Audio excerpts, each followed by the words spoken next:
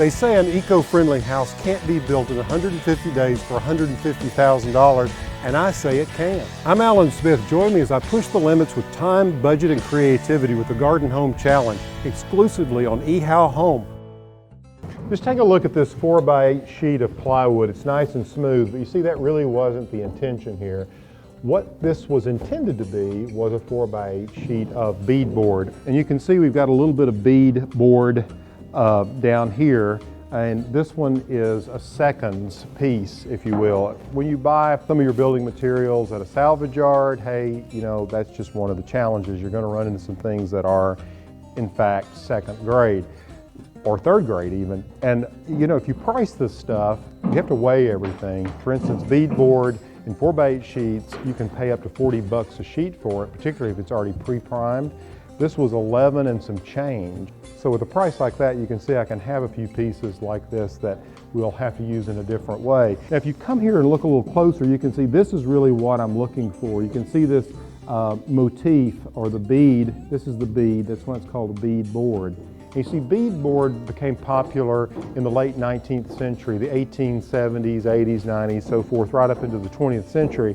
And it's just a classic American sort of look. And what they would have done originally is taken strips of lumber and they would have put all these together, and it would have been about that thick. And they would have done walls and ceilings with it and finished it out either by painting it. Often you would see it stained and then shellacked. It was popular and used across the entire country. Now, one of the things I'd like to do is show you how we're applying it upstairs, both for the ceiling and the walls. Come on up. So we got all the electrical in, and we hadn't done any of our insulation. The insulators got to come in here, but so Tony's gone ahead and started putting in some of this beadboard so you can see what it's going to look like. And on the ceiling, and for this room, this bedroom, it's going to take about 18 sheets. They're 4x8.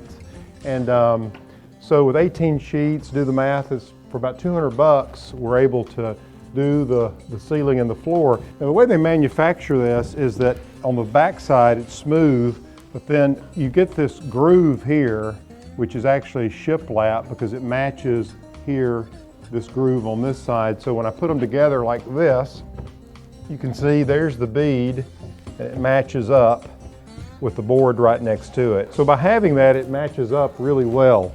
Now, what Tony's done is he's used an 1.5-inch finish nail and popped those nails into the studs about every 6 inches along the board. And then you want to make sure you got about 1 inch of penetration into the stud here, and that's what he's done. Now, it matches up pretty good, even though this is second material. I think it's just going to add a lot of charm to this room. What we'll do is we'll put a little bit of molding right up there where the wall meets the ceiling, and then there'll be a baseboard down here, probably just a 1x8 or something like that. I want to keep it really simple. This is all about southern chic farmhouse style, so we want it kind of rustic and very charming. If you're enjoying following our progress, make sure you tell a friend about it and subscribe to ehowhome.